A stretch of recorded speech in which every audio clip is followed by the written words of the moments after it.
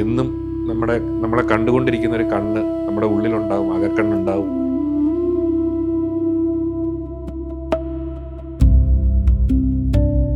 പന്ത്രണ്ട് രാശികളിലൂടെയാണ് സൂര്യൻ സഞ്ചരിക്കുന്നത്.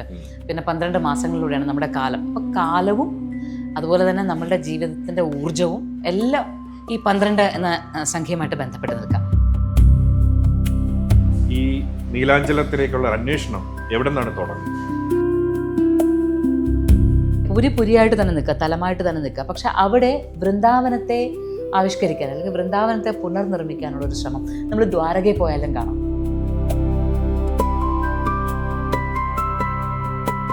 ഭഗവാൻ ശ്രീകൃഷ്ണൻ ജീവിച്ചിരുന്നോ എന്ന ചോദ്യത്തിന് എനിക്ക് കൃത്യമായ ഉത്തരവുണ്ട്, ജീവിച്ചിരുന്നു. വ്യക്തമായും ഉത്തരമുണ്ട്. കാരണം വെച്ചാൽ അങ്ങനെ ജീവിച്ചിരുന്നെങ്കിൽ മാത്രമേ, ഇവിടെ ഒരു മനുഷ്യാവതാരം കൈക്കൊണ്ട് ജീവിച്ചിരുന്നെങ്കിൽ മാത്രമേ ഇത്ര ശക്തമായൊരു സ്വാധീനം ചെലുത്താൻ പറ്റുള്ളൂ മനുഷ്യരിലേക്ക്. കാലാകാലങ്ങളിലൂടെ പകർന്നു വരുന്ന ഒരു സ്വാധീനം ചെലുത്താൻ പറ്റണമെങ്കിൽ അത് മനുഷ്യൻ്റെ ചരിത്രത്തിൻ്റെ ഭാഗം തന്നെയാണ്, പ്രത്യേകിച്ച് ഭാരതത്തിൻ്റെ ചരിത്രത്തിൻ്റെ ഭാഗം തന്നെയാണ്.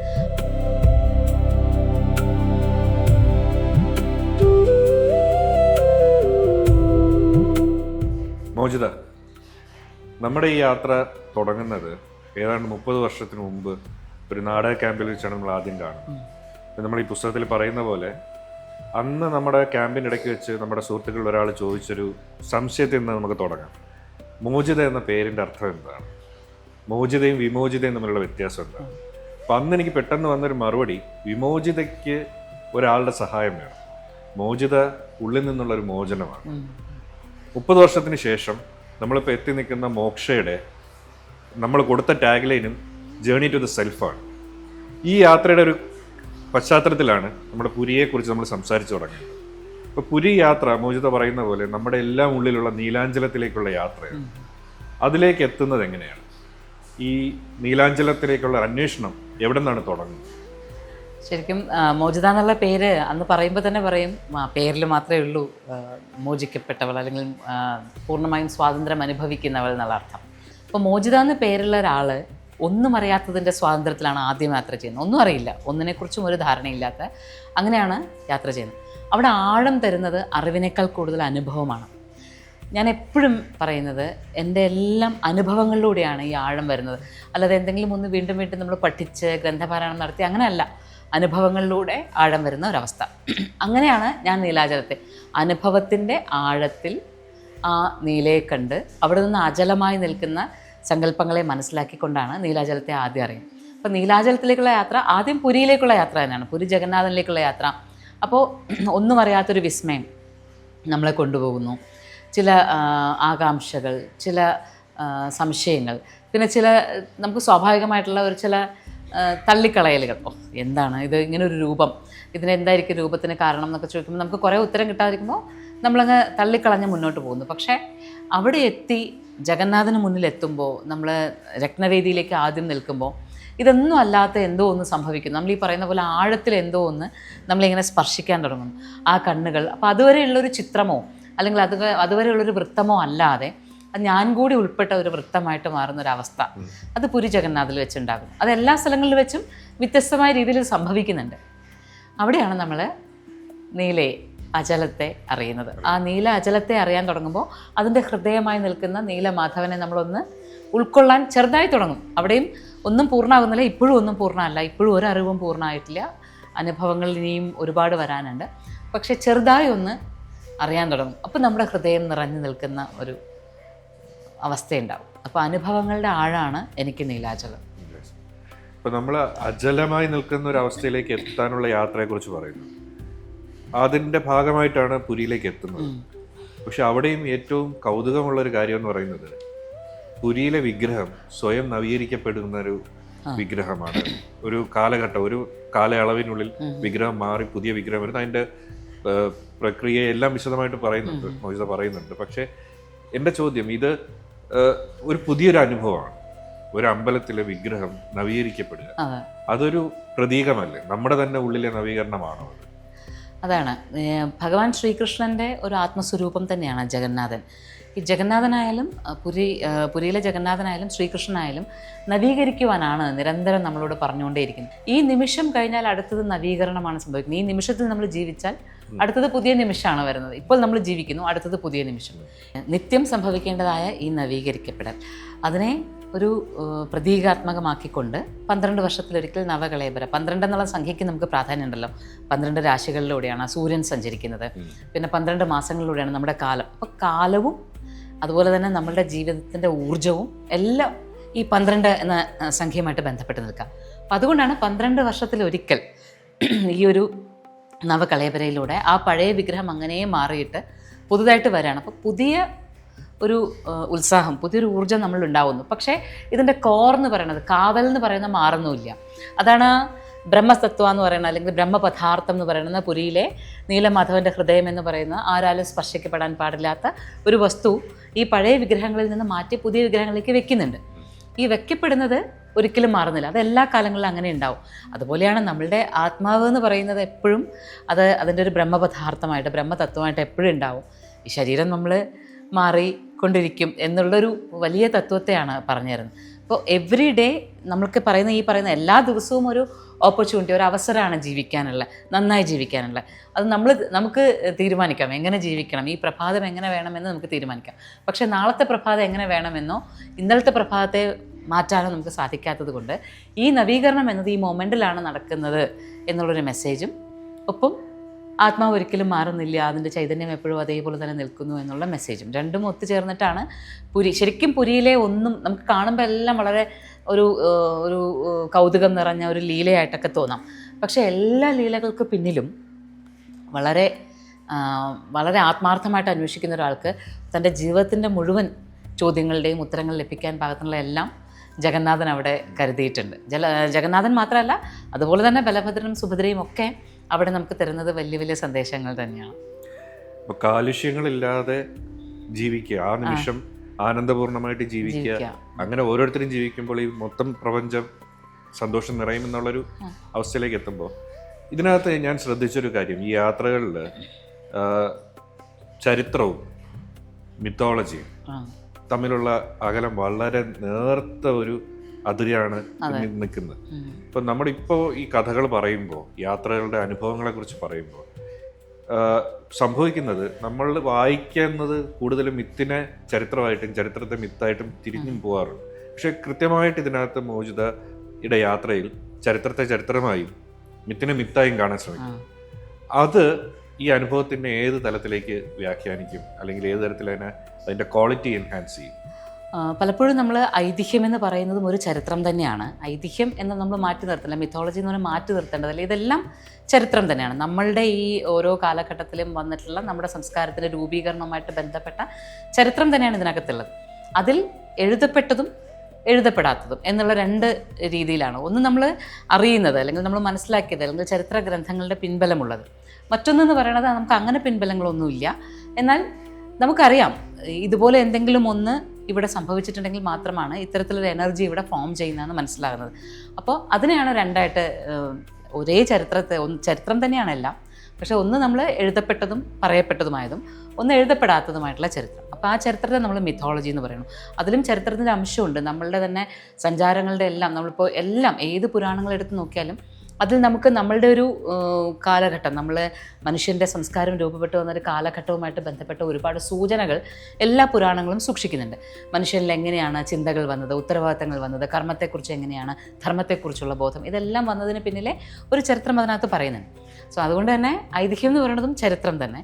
പക്ഷേ ഇങ്ങനെയാണ്, അതായത് നമുക്ക് പറയാൻ ഒരു ബുക്ക് എടുത്ത് വെച്ചിട്ട് നമുക്കത് ഇങ്ങനെ ഒരു ചരിത്രം പറഞ്ഞിരിക്കുന്നു, അല്ലെങ്കിൽ ഇതിൻ്റെ രേഖകളുണ്ട്, അല്ലെങ്കിൽ ഇവിടെ വന്നൊരു സഞ്ചാര സാഹിത്യകാരൻ ഇതിനെക്കുറിച്ച് അന്ന് രേഖപ്പെടുത്തിയിട്ടുണ്ടെന്ന് പറയാനാകുന്നതും, എന്നാൽ ഇതൊന്നും ഇല്ലാതെ പറയപ്പെടുന്നതുമായിട്ടുള്ള ചരിത്രം. അപ്പോൾ അത് രണ്ടായി തന്നെ പറഞ്ഞാലാണ് കൺഫ്യൂഷൻസ് ഒഴിവാക്കാൻ പറ്റുക. നമ്മൾ മുൻപത്തെ ഒരു തലമുറയോട്, അല്ലെങ്കിൽ നമ്മൾക്ക് തൊട്ട് മുന്നേയുള്ള തലമുറ വരെയും നമ്മൾ ഒരു കാര്യം പറഞ്ഞാൽ പറയുന്നിടത്ത് കാര്യങ്ങൾ തീരുമാനിക്കുന്നു. പക്ഷേ വരുന്ന തലമുറ അങ്ങനെയല്ല.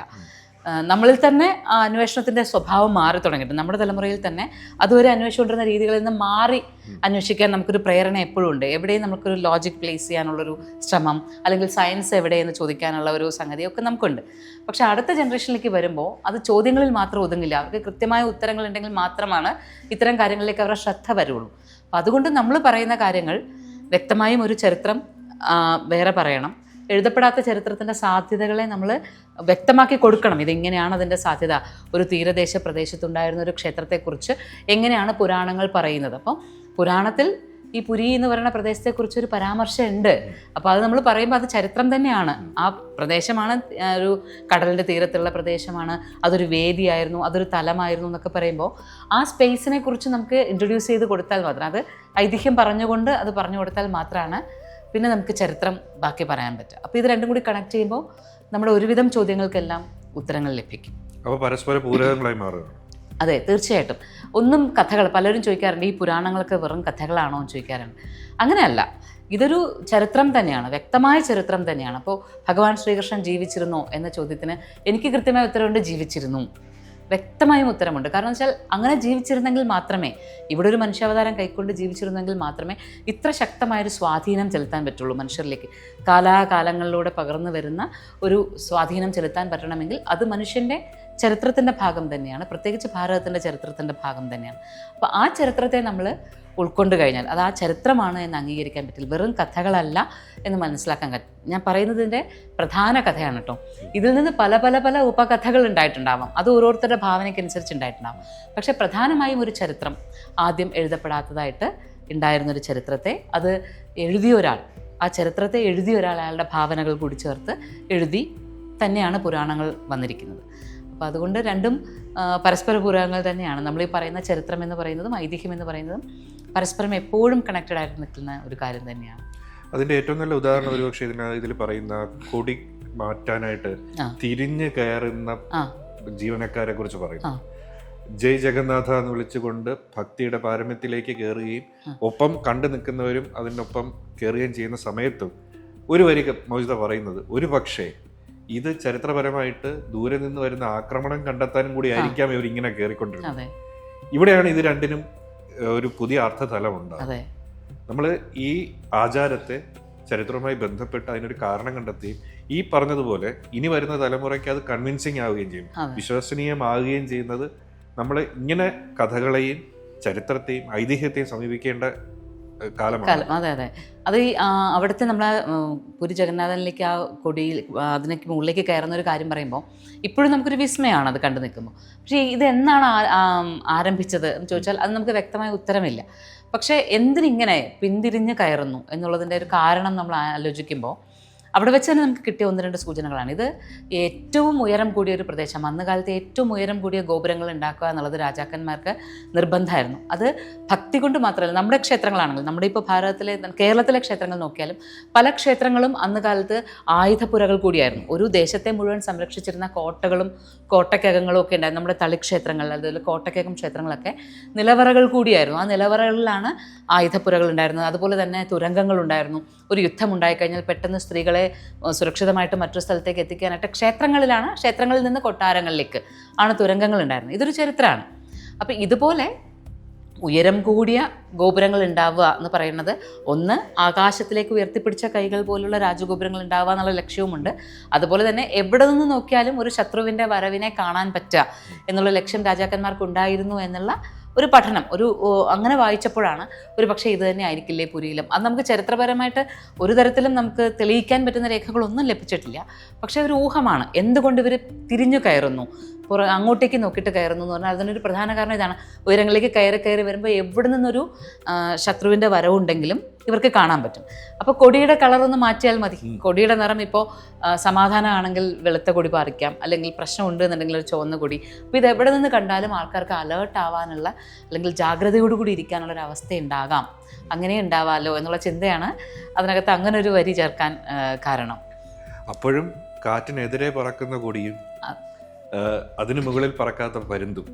അതെ, അത് ഇപ്പോഴും വിസ്മയം തന്നെയാണ്. അതെ. ആനന്ദ്, ചില കാര്യങ്ങൾക്ക് നമ്മളിപ്പോൾ എല്ലാത്തിനും ഉത്തരങ്ങൾ കിട്ടണം എന്നുള്ളത് നമ്മുടെ ഒരു വാശിയാണ്, നമ്മുടെ ഒരു കാലത്തുള്ള വാശിയാണ്. അപ്പോൾ ഞാൻ വിചാരിച്ചിരുന്നു, ഞാൻ എൻ്റെ യാത്രകൾ തുടങ്ങുമ്പോൾ എല്ലാത്തിനും ഒരു ഉത്തരവുണ്ട്, എല്ലാത്തിനെയും നമുക്ക് പ്ലേസ് ചെയ്യാൻ പറ്റും. നമ്മൾ നേരത്തെ പറയണ്ടേ, എല്ലാം പുരാണങ്ങളെയും അതുപോലെ തന്നെ പുരാണങ്ങളുടെ ഐതിഹ്യങ്ങളെയും ഒക്കെ നമുക്ക് ലോജിക്കലി പ്ലേസ് ചെയ്യാൻ പറ്റുന്ന തലങ്ങളുണ്ട് എന്ന് പറഞ്ഞു.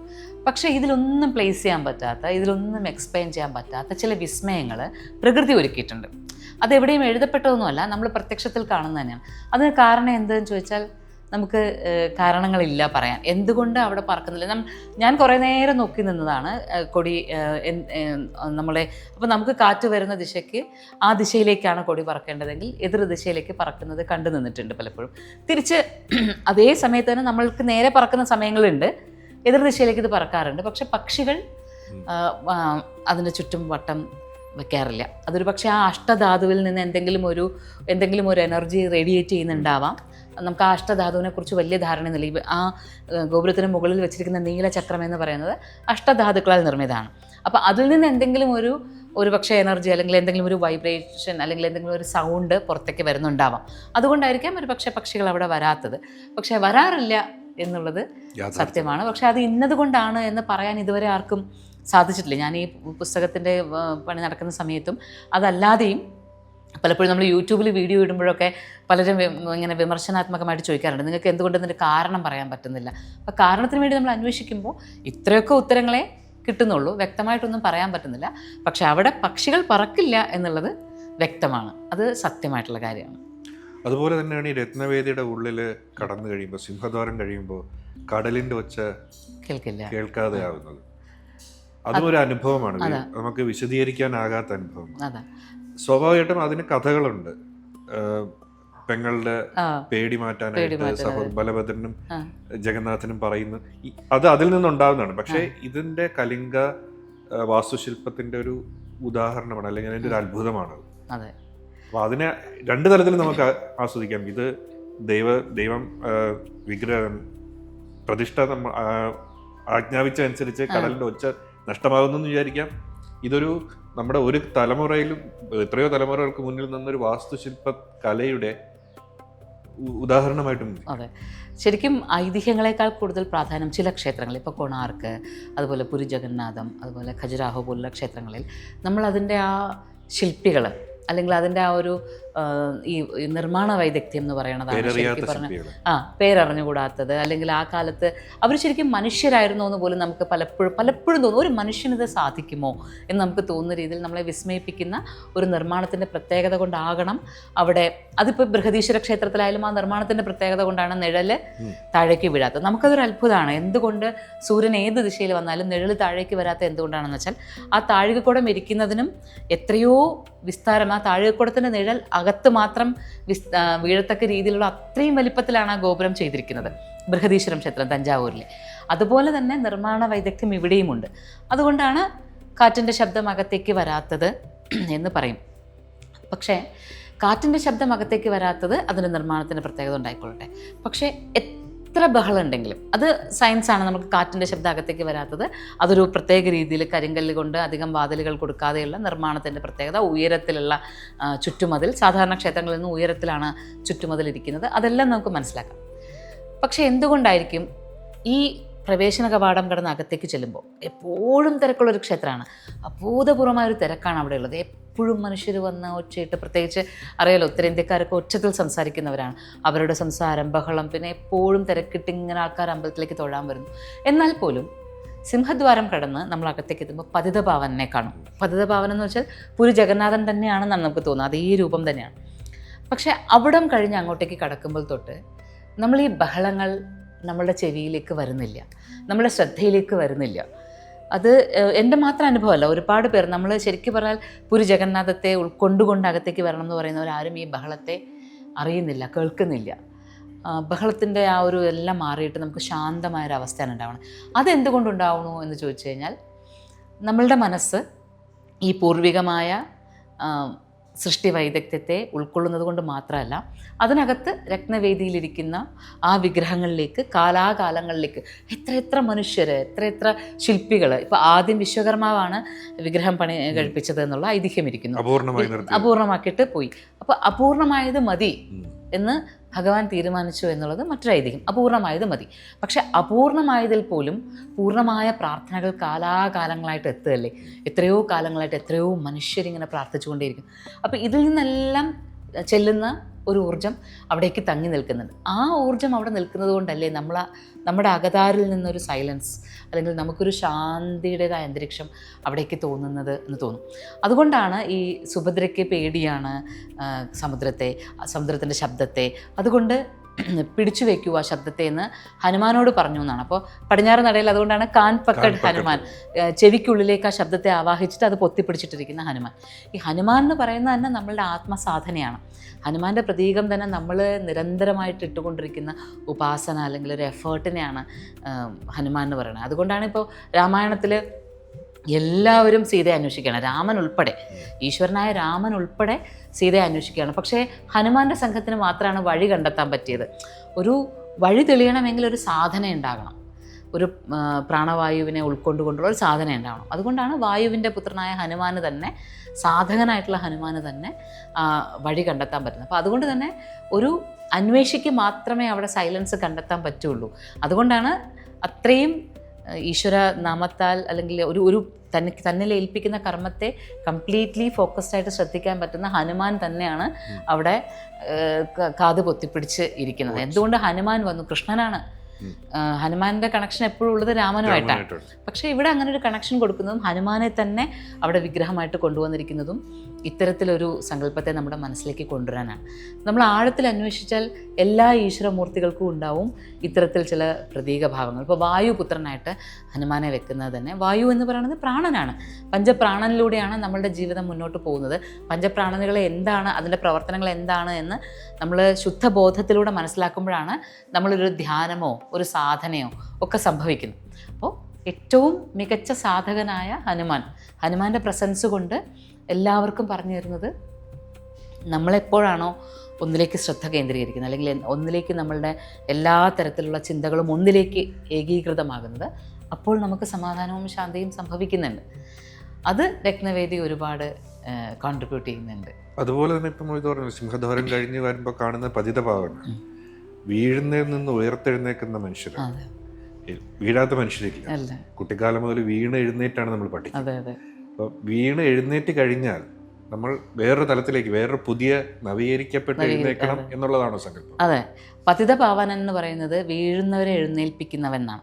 അപ്പോൾ എനിക്ക് ഏറ്റവും ഇഷ്ടമുള്ള വാക്കാണത്. കാരണം എന്ന് വെച്ചാൽ വീഴുന്നവരെ എഴുന്നേൽപ്പിക്കാനാണ് വേണ്ടത്, അല്ലെ വീഴാതിരിക്കലാണ് പലപ്പോഴും. നമ്മളിപ്പോൾ ഈശ്വരനെ വിളിക്കുന്നു, പ്രാർത്ഥിക്കുന്നു, പലപ്പോഴും ദൈവത്തെ വിളിക്കുന്നു.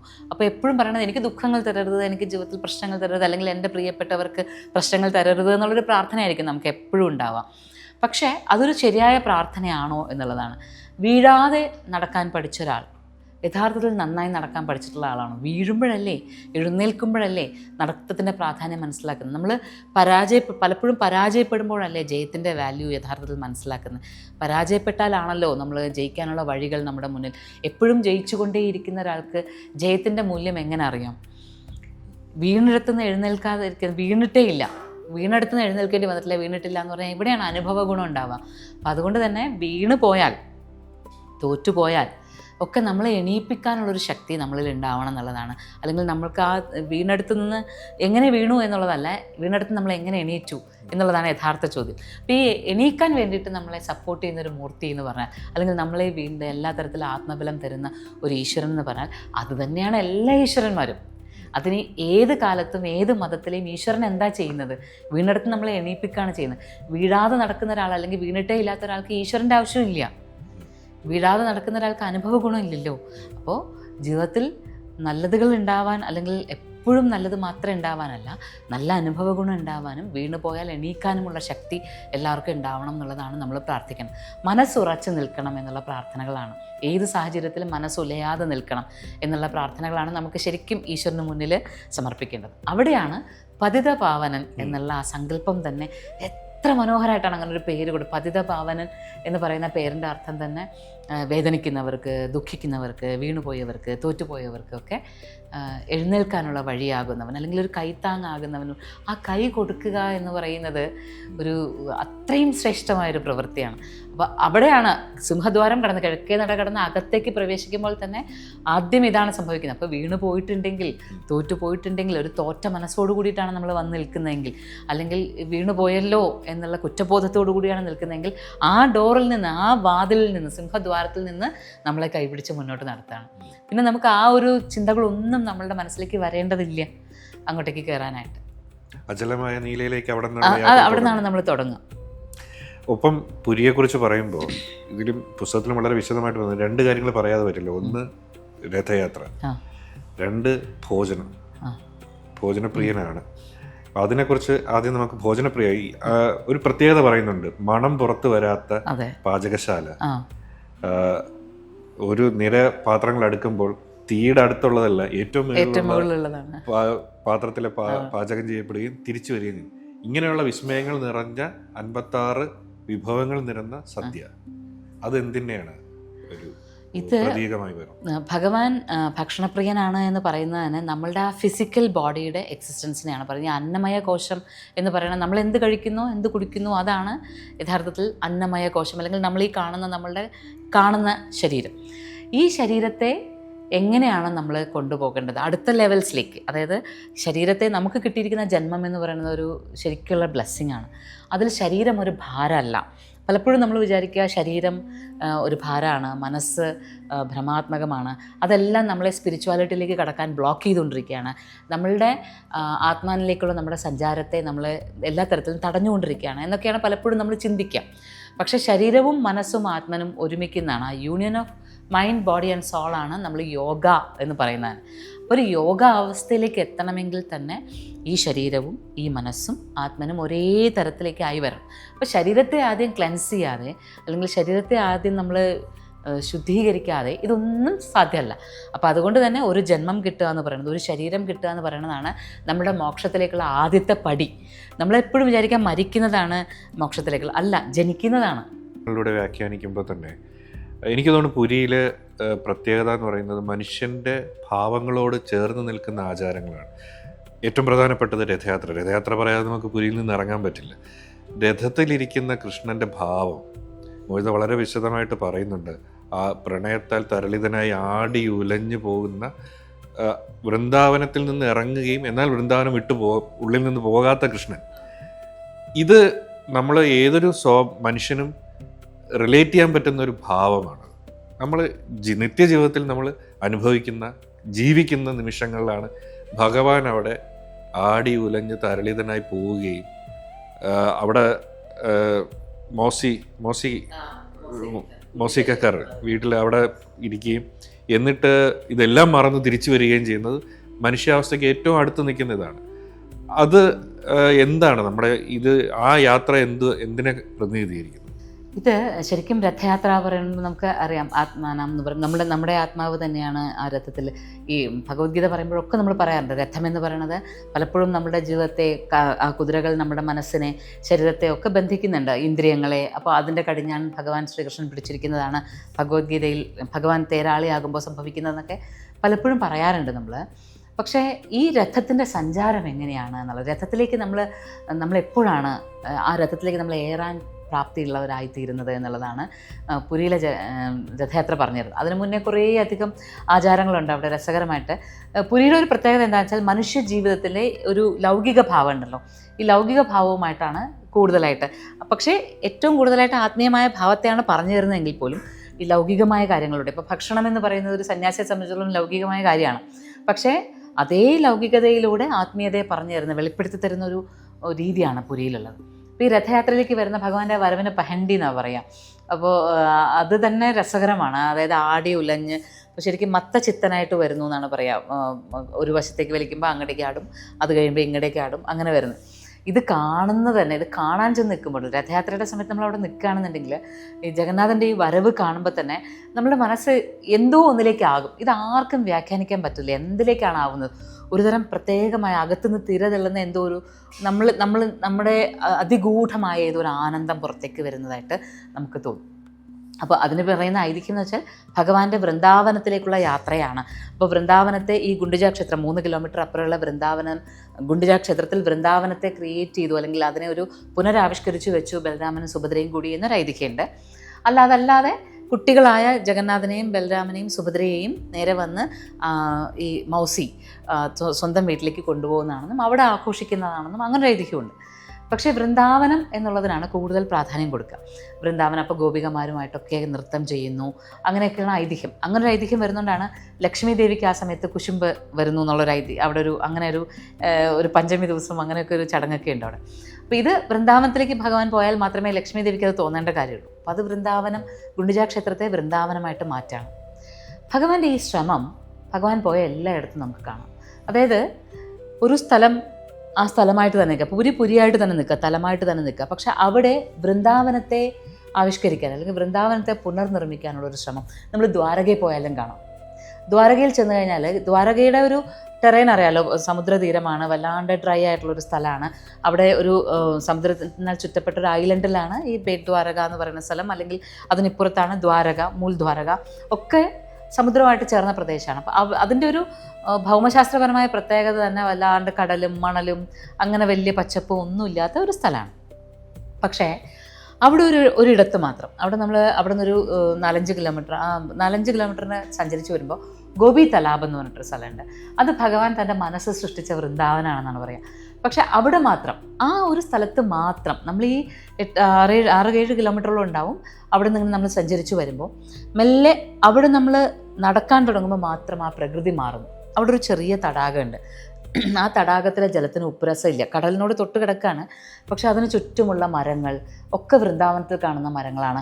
മണ്ണിൻ്റെ ഗന്ധം മാറുന്നു, മണ്ണിൻ്റെ സ്വഭാവം മാറുന്നു. വൃന്ദാവനത്തിലേതുപോലെ നമ്മൾ ഗോപീചന്ദൻ എന്ന് പറയുന്ന പോലത്തെ നമുക്കിങ്ങനെ തൊട്ടെടുത്ത് നെറ്റിയിൽ തൊടാൻ പറ്റുന്ന പോലെയുള്ള ചന്ദനം പോലെയുള്ള നിറമുള്ള മണ്ണ്, പശുക്കൾ, മയിലുകൾ, പക്ഷികൾ, മനുഷ്യർ, എല്ലാവരുടെയും രൂപവും ഭാവവും ഒക്കെ മാറാണ്. ഒരു മനുഷ്യൻ ജീവിക്കുമ്പോൾ ആ മനുഷ്യൻ ഏത് ഭൂമിശാസ്ത്രപരമായ പ്രദേശമാണോ ജീവിക്കുന്നത്, ആ ടെറൈൻ അയാളുടെ സ്വഭാവത്തെയും സംസാരത്തെയും സ്വാധീനിക്കും എന്നുള്ളതാണ്. പക്ഷെ ഇവിടെ ഈ ദ്വാരകയിൽ ജീവിക്കുന്ന മനുഷ്യരുടെ സംസാരത്തിൻ്റെ താളങ്ങളോ ലയങ്ങളോ അല്ലാത്ത ഒരു സംസാരവും രീതിയുമുള്ള മനുഷ്യർ അവരവിടെ ചെല്ലുമ്പോൾ തന്നെ രാധേ രാധേ എന്ന് പറഞ്ഞു തുടങ്ങുന്നു. അല്ലെങ്കിൽ വൃന്ദാവനത്തിൻ്റെ ഗന്ധം, സംഗീതം ഒക്കെ നമുക്ക് അവിടെ നമ്മൾ വെറുതെ കണ്ണുകൾ തുറന്നിരുന്നാൽ പോലും വൃന്ദാവനത്തെ മാത്രമേ കാണുള്ളൂ. ഭഗവാൻ ഇത് നിരന്തരം ശ്രമിക്കുന്നുണ്ട്. ഭഗവാൻ എവിടെയുണ്ടോ അവിടെയൊക്കെ പ്രത്യക്ഷത്തിലൊരു വൃന്ദാവനം ഇല്ല എങ്കിലും ആ ഭഗവാന്റെ അന്തരവൃന്ദാവനം, ഭഗവാൻ ഹൃദയത്തിൽ എപ്പോഴും വൃന്ദാവനം സൂക്ഷിച്ചിട്ടുണ്ട്. ആ അന്തരവൃന്ദാവനത്തെ പുറത്തെവിടെയെങ്കിലും ഒന്ന് പുനരാവിഷ്കരിക്കാനുള്ള ശ്രമം നടത്തിയിട്ടുണ്ട്. അപ്പോൾ അത്തരത്തിലൊരു ശ്രമമാണ് പുരിയിൽ നടന്നിരിക്കുന്നതെന്നും അതുകൊണ്ടാണ് അവിടെ വൃന്ദാവനം ഉണ്ടായി വന്നിരിക്കുന്നതെന്നുമാണ് ഗുണ്ടിജ ക്ഷേത്രത്തെ വൃന്ദാവനമായിട്ട് കരുതുന്നതെന്നുമാണ്. പിന്നെ സാക്ഷാൽ ചൈതന്യ മഹാപ്രഭുവിൻ്റെ വരവ്, അവിടെ വെച്ച് അദ്ദേഹത്തിന് ലഭിച്ച ആനന്ദം, ഇതെല്ലാം അന്നും രഥയാത്ര ഉണ്ടായിരുന്നു. ചൈതന്യ മഹാപ്രഭു അവിടെ വരുന്ന സമയത്തും രഥയാത്ര അവിടെ ആചാരമായിട്ടുണ്ടായിരുന്നു. ഈ രഥയാത്രയുടെ മുന്നിൽ നിന്ന് അദ്ദേഹം നൃത്തം ചെയ്യുമായിരുന്നു, അങ്ങനെ സ്വയം മറന്ന് നൃത്തം ചെയ്യുമായിരുന്നു. അപ്പോൾ ഈ എക്സ്റ്റസി എന്ന് പറയുന്ന വാക്ക്, അല്ലെങ്കിൽ അതിനൊരു മലയാളം വാക്ക് നമുക്ക് കണ്ടുപിടിക്കാൻ ഇതുവരെ ആയിട്ടില്ല. പരമാനന്ദം എന്നൊക്കെ നമുക്ക് പറയാം, പക്ഷേ അതിനും അപ്പുറത്തൊക്കെയാണ് സംഗതി. ഈ പരമാനന്ദം എവിടെയാണ് നമുക്ക് സംഭവിക്കുന്നതാണ്. ആനന്ദിക്കുക, മറ്റൊന്നിലും അല്ലാതെ നമ്മുടെ കണ്ണുകൾ നിറഞ്ഞൊഴുകുന്നത് നമ്മളുടേതായ ഒരു സ്വകാര്യ ദുഃഖത്തിലും അല്ല, നമ്മളുടേതായ ശരീരവേദനകളിലൊന്നും അല്ല. പക്ഷെ നമ്മുടെ കണ്ണിങ്ങനെ നിറഞ്ഞൊഴുകുകയാണ്, നമ്മളുടെ ഉള്ളിലിങ്ങനെ ആനന്ദം തിരതള്ളുകയാണ്. നമുക്കൊന്നിനു വേണ്ടിയിട്ടും അല്ലാതെ നമ്മളിങ്ങനെ പറന്ന് നടക്കുകയാണെന്ന് തോന്നുന്നൊരവസ്ഥ. അത് അനുഭവിക്കണമെങ്കിൽ അത് ഭഗവാൻ വൃന്ദാവനത്തിൽ വെച്ചിട്ടാണ് ഏറ്റവും കൂടുതൽ അനുഭവിച്ചത്. അങ്ങനെ എങ്ങനെയാണ് അനുഭവിച്ചതെന്ന് ചോദിച്ചാൽ ഭഗവാന്റെ ആനന്ദം, പരമാനന്ദം എന്ന് പറയുന്നതാണ് രാധ. ഇത് രണ്ടും രണ്ടായതല്ല, ഒന്ന് തന്നെയാണ്. പലപ്പോഴും പലരും തർക്കിക്കാൻ വരാറുണ്ട്, രാധ എന്ന് പറയുന്നൊരു കഥാപാത്രമേ ഇല്ല, രാധ ഭഗവാന്റെ വിരഹിണിയായ കാമുകി, അങ്ങനെ ഒന്നുമില്ല എന്നൊക്കെ പറയാറുണ്ട്. പക്ഷേ ഭഗവാന്റെ ആനന്ദത്തിൻ്റെ സ്വരൂപമാണ്, ഭഗവാനെ ആനന്ദ സ്വരൂപനാക്കുന്ന അകത്തെ ശക്തിയാണ്, ആ ആന്തരിക ശക്തിയാണ് രാധ. ഇപ്പം നമ്മൾ ശിവന് പ്രവർത്തിക്കണമെങ്കിൽ ശക്തി വേണം, ശക്തി ഇല്ലെങ്കിൽ ശിവൻ ശവമാണെന്ന് നമ്മൾ പറയാറുണ്ട്. അതുപോലെ തന്നെ വിഷ്ണുവിന് പ്രവർത്തിക്കണമെങ്കിൽ ഐശ്വര്യം വേണം, അത് ലക്ഷ്മി എന്ന് പറയുന്ന പോലെ ശ്രീകൃഷ്ണൻ എന്ന ആ പരമാനന്ദ സ്വരൂപനെ ആനന്ദ സ്വരൂപത്തിലേക്ക് നയിക്കണമെങ്കിൽ ഈ ഉള്ളിൽ നിന്ന് ആ ആന്തരിക ശക്തി, ഹ്ലാദിനി ശക്തി എന്നാൽ നമ്മൾ പറയും, ഹ്ലാദിനി ശക്തി പ്രവർത്തിക്കണം. ഈ ഹ്ലാദിനി ശക്തിയാണ് രാധ. രാധയിലേക്ക് തിരികെ പോകാനുള്ള, അല്ലെങ്കിൽ അവനവൻ്റെ ആനന്ദത്തിലേക്ക് തിരികെ പോകാനുള്ള ഭഗവാന്റെ ശ്രമം, നമ്മുടെ എല്ലാവരുടെയും ശ്രമം, അതാണ് ശരിക്കും ഈ യാത്ര എന്ന് പറയുന്നത്. രാധയിലേക്കുള്ള പോക്കാണത്. ഇപ്പോൾ രാധ എന്ന് പറയുന്നത് ഒരു കാമുകി, നമ്മളീ പറയുന്ന പ്രണയത്തിൻ്റെ എല്ലാം തലങ്ങളിൽ നിന്ന് അപ്പുറത്ത് നിൽക്കുന്ന ഒരു പ്രണയമാണ്. അവിടെ രണ്ട് ജീവനുകളല്ല, രണ്ട് സത്യങ്ങളല്ല, ഒന്നേ ഉള്ളൂ. ഇപ്പം ഞാൻ എന്നെ പ്രണയിച്ചാൽ മാത്രമേ എനിക്ക് ലോകത്തെ പ്രണയിക്കാൻ പറ്റൂ. ഞാൻ ആത്യന്തികമായിട്ട് ഞാൻ എപ്പോൾ എന്നെ പ്രണയിക്കുന്നു, ഞാൻ എപ്പോൾ എന്നെ ബഹുമാനിക്കുന്നു, അപ്പോൾ മാത്രമേ, അതുവരെ ഉള്ള പ്രണയങ്ങളൊക്കെ വെറുതെ എനിക്ക് എൻ്റെ ആവശ്യങ്ങൾ നടത്താൻ വേണ്ടിയിട്ടുള്ള നമ്മൾ കണ്ടെത്തുന്ന കാരണങ്ങൾ മാത്രമാണ്. ഇപ്പോൾ ഐ ലവ് യു എന്ന് പറയുന്ന സ്റ്റേറ്റ്മെൻ്റ് ആയപ്പോലും ഞാൻ എന്തുകൊണ്ട് നിന്നെ സ്നേഹിക്കുന്നു എന്ന് ചോദിച്ചാൽ നിന്നിൽ എനിക്ക് പ്രിയപ്പെട്ടതായിട്ടുള്ള എന്തോ ഒന്നുള്ളത് കൊണ്ടാണ്. പക്ഷേ എവിടെ ഞാൻ എന്നെ സ്നേഹിക്കാൻ തുടങ്ങുന്നു, എൻ്റെ ഈ അകത്ത് കിടക്കുന്ന ആന്തരിക ശക്തി, എൻ്റെ ക്ലാദിനി ശക്തിയെ പ്രണയിക്കാൻ തുടങ്ങുന്നു, അവിടെയാണ് യഥാർത്ഥ ആനന്ദം. അവിടെ നമ്മൾ ശരിക്കും മത്തചിത്ര, ഇൻടോക്സിക്കേറ്റഡ് ആയിട്ടുള്ള അവസ്ഥയുണ്ടാവും. അതൊരു ലഹരിയാണ്. ഈ ലഹരിയാണ് നമുക്ക് പലപ്പോഴും ധ്യാനത്തിൽ സംഭവിക്കുന്നത്, സാധനകളിൽ സംഭവിക്കുന്നത്. ഇതുതന്നെയാണ് ഭഗവാനും സംഭവിക്കുന്നത്. ഭഗവാൻ തൻ്റെ ആന്തരികമായി നിൽക്കുന്ന ആ ക്ലാദിനി ശക്തിയിലേക്ക്, ആനന്ദത്തിലേക്ക് മടങ്ങിപ്പോവാം. അതിനെക്കുറിച്ച് ആലോചിക്കുമ്പോൾ തന്നെ ആൾ ലഹരിയിലായി കഴിഞ്ഞു. അതുകൊണ്ടാണ് അങ്ങോട്ട് ഇങ്ങോട്ട് ആടി ഉലഞ്ഞിട്ട് ആ രഥത്തിലേക്ക് പോകുന്നത്.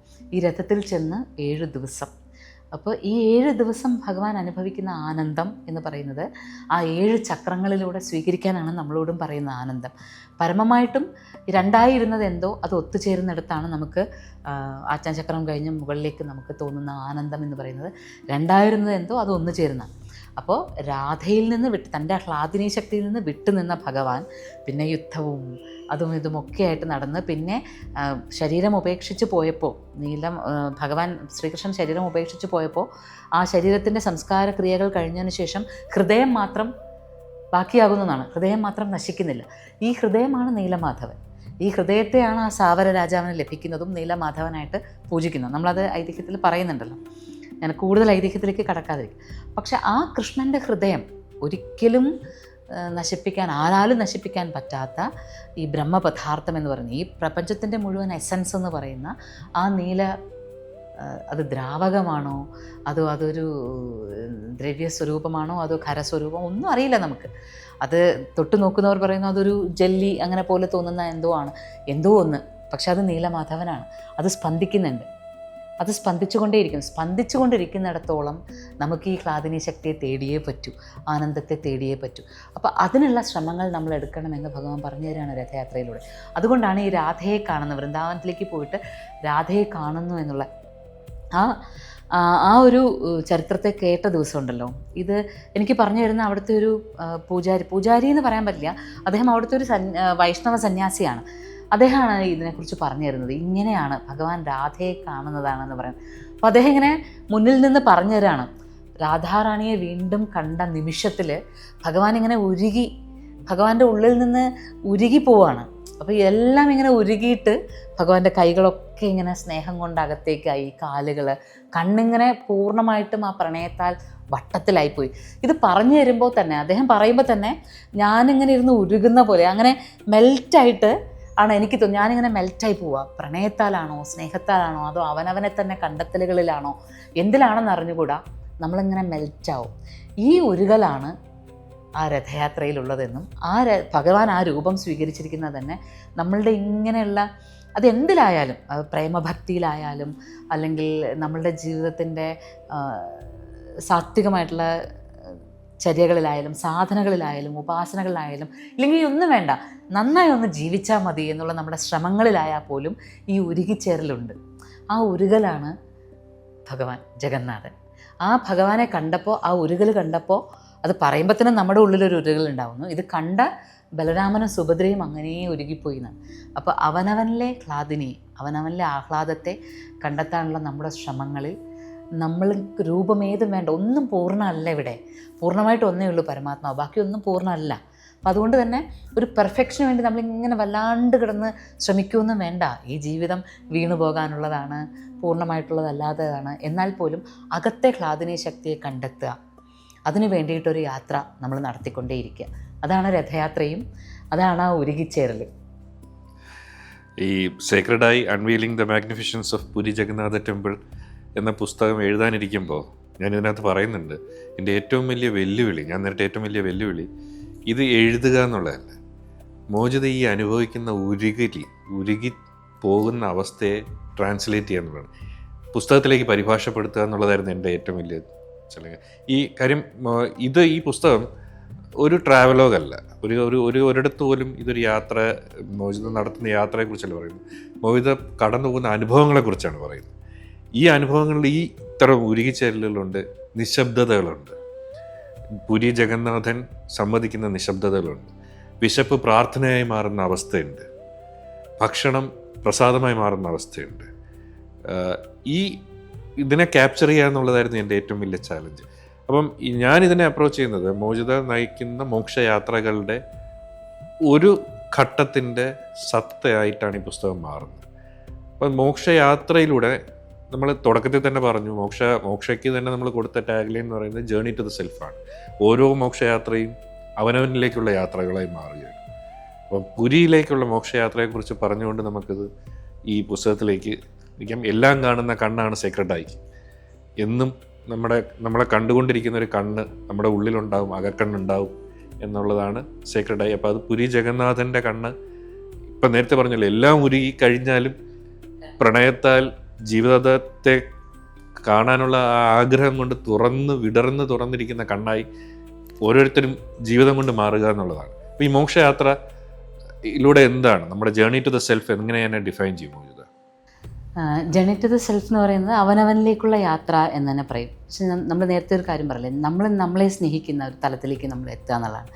നമ്മുടെ ജീവിതത്തിൻ്റെ യാത്രകളിൽ നമ്മളെല്ലാവരും തന്നെ പലപ്പോഴും ജീവിതത്തിൽ നിസ്സഹായരായി നിന്നിട്ടുള്ളവരാണ്, അല്ലെങ്കിൽ ജീവിതത്തിൻ്റെ വഴികൾ ഇനി എങ്ങനെയാണ് എന്ന് അറിയാതെ നിന്ന് പോയിട്ടുള്ളവരാണ്.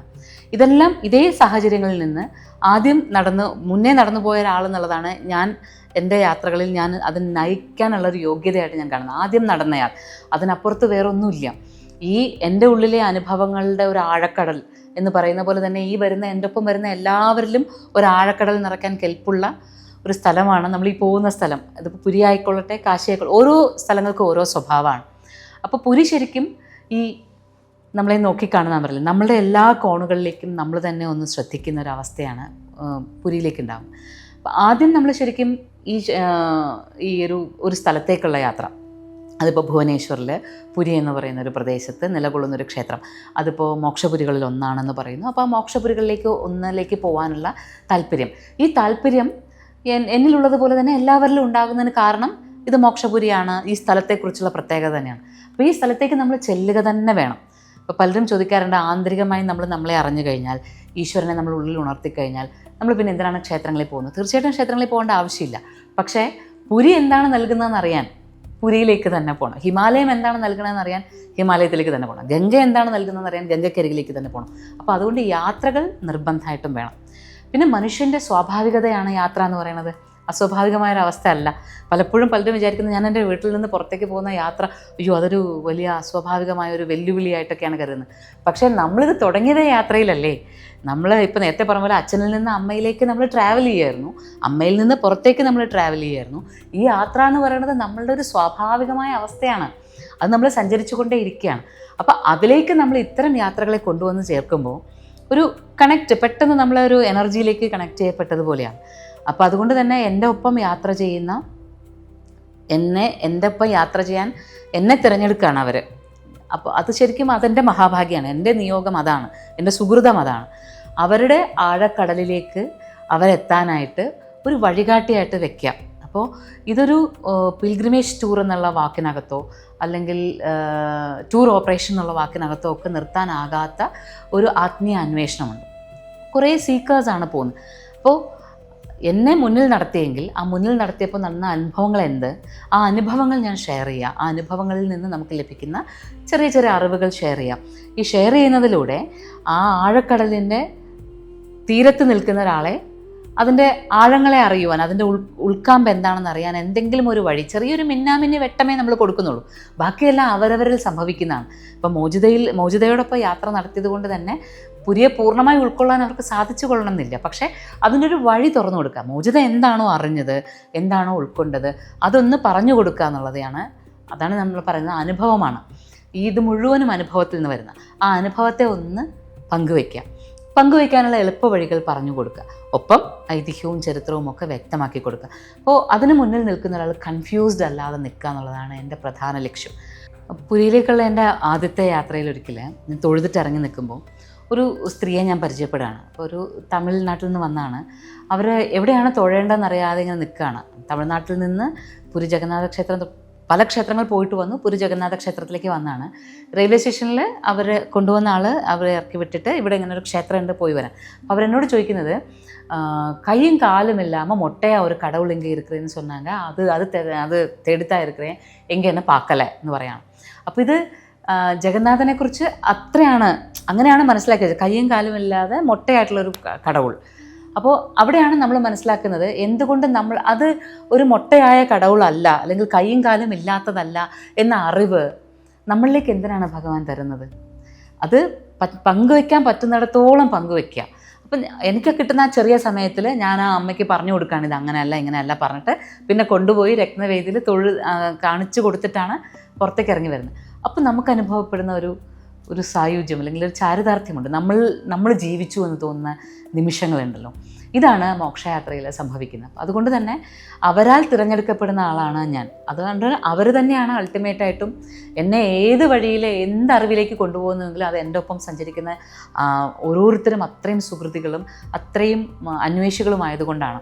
അപ്പോൾ അവരോരോരുത്തരും അന്വേഷിക്കുന്നതിലേക്ക് ഇപ്പം ഇങ്ങനെ പോയി നിൽക്കേണ്ടുന്നൊരവസ്ഥ വരരുത്. എന്താണ് ജഗന്നാഥൻ, എന്താണ് ബലരാമൻ, എന്താണ് സുഭദ്ര എന്ന് ആദ്യമേ അവർക്കൊരു ഐഡിയ കൊടുക്കുന്നു. അപ്പോൾ അതുകൊണ്ട് തന്നെ മോക്ഷയുടെ ഒപ്പം യാത്ര ചെയ്ത് വരുന്ന ഒരാൾ അവിടെ ചെന്ന് കൺഫ്യൂസ്ഡ് ആവുന്നില്ല, ഇതെവിടെയാണ് എന്താണെന്നുള്ള കൺഫ്യൂഷൻ ഇല്ല. ഈ കൺഫ്യൂഷൻ ഇല്ലാതിരിക്കുമ്പോൾ തന്നെ മെല്ലെ മെല്ലെ ക്ലാരിറ്റി, അടുത്ത പ്രവർത്തനം അവിടെ നടക്കും. അല്ലെങ്കിൽ എന്താ പറ്റുകയെന്നറിയോ, പലപ്പോഴും നമ്മൾ അമ്പലത്തിനകത്തേക്ക് കയറുന്നു, തിരക്ക് അകത്തേക്ക് കയറുന്നു, എന്തോ ഒന്ന് കാണുന്നു, അപ്പോഴേക്കും ആൾക്കാർ അവിടെ നിന്ന് പോകൂ എന്ന് പറഞ്ഞ് തള്ളി വിടുന്നുണ്ടാവും. ഇങ്ങനെ പോയി പുറത്തേക്ക് എത്തിയിട്ടുണ്ടാവും. അപ്പോൾ ആകെ ഒരു എന്താ കണ്ടത്, എങ്ങനെയാണ് കണ്ടതെന്ന് അറിയുണ്ടാവില്ല. പിന്നെ ഈ കൺഫ്യൂഷനും ഉണ്ടാവും, ഇതെന്താ ആരാ എങ്ങനെയാ. പ്രത്യേകിച്ച് പുരിയിലൊക്കെ ആണെങ്കിൽ കുറേ അധികം മൂർത്തികൾ നിൽക്കുന്നു, നമ്മൾ കണ്ടു പരിചയിച്ച രൂപങ്ങളല്ല. അപ്പോൾ ഈ കൺഫ്യൂഷൻ കൂടുക ചെയ്യാം. അപ്പോൾ അതിനാദ്യം ക്ലാരിറ്റി കൊടുക്കുക. നിങ്ങൾ എന്താ കാണുന്നത്, എന്താണ് ഈ ക്ഷേത്രം, എന്താണ് ഇവിടെ കാണാനുള്ളത്, എന്തൊക്കെയാണ് ഇതിൻ്റെ സവിശേഷത, നിങ്ങൾ ഈ കാണുന്ന കാഴ്ചകൾ ആരൊക്കെ എന്തൊക്കെയാണ്, അത് എവിടെ നിന്ന് എങ്ങനെയാണ് നോക്കേണ്ടത് തുടങ്ങിയിട്ടുള്ള കാര്യങ്ങൾക്ക് വ്യക്തമായൊരു ധാരണ കൊടുക്കും. അത് കഴിഞ്ഞിട്ടാണ് അവർ പുരി ജഗന്നാഥനെ കണ്ടു കഴിഞ്ഞതിന് ശേഷമാണ് പിന്നെ നമ്മൾ ഈ പറയുന്ന തത്വങ്ങളെല്ലാം പറയുക. ഈ തത്വങ്ങൾ പറയുന്നതിൽ നമ്മുടെ ഒപ്പം വരുന്നതിലൊരു 80 പേരുണ്ടെങ്കിൽ അതിലൊരു 10 പേർക്കോ 15 പേർക്കോ ആയിരിക്കും ഇതിൻ്റെ ആഴത്തിലുള്ള തലങ്ങൾ മനസ്സിലാവും. ചിലപ്പോൾ അത്രയും തന്നെ ഉണ്ടാവില്ല, ചിലപ്പോൾ കൂടുതലുണ്ടാവും.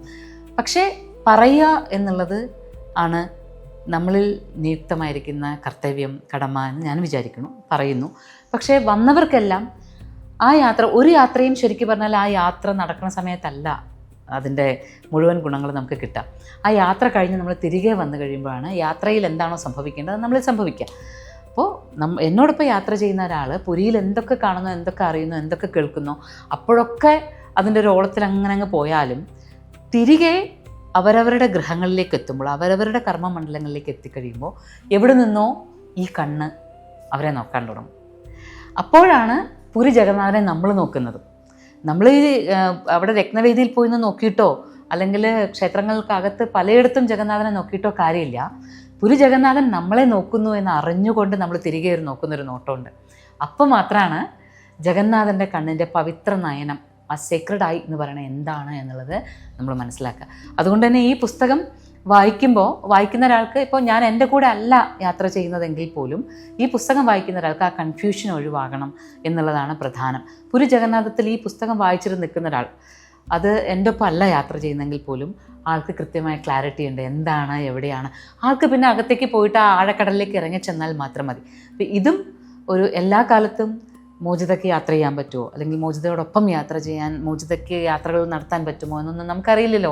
നമ്മൾ കേവലമായ മനുഷ്യജന്മം എത്ര കാലം സാധാരണമായി നമ്മൾ ജീവിച്ച് എപ്പോഴാണ് അവസാനിക്കുക എന്നറിയില്ല. പക്ഷേ പിന്നെ അങ്ങോട്ടും ഞാൻ കണ്ട ആ കൺഫ്യൂഷൻസ് ഒന്നും ഇല്ലാതെയുള്ള ജഗന്നാഥനെ, എന്താണ് ജഗന്നാഥൻ എന്ന് മനസ്സിലാക്കാൻ പുരിയിലേക്ക് യാത്ര ചെയ്യുന്ന ഓരോരുത്തർക്കും സാധിക്കണമെന്നുള്ള അതിതീവ്രമായ ആഗ്രഹത്തിൻ്റെ ചില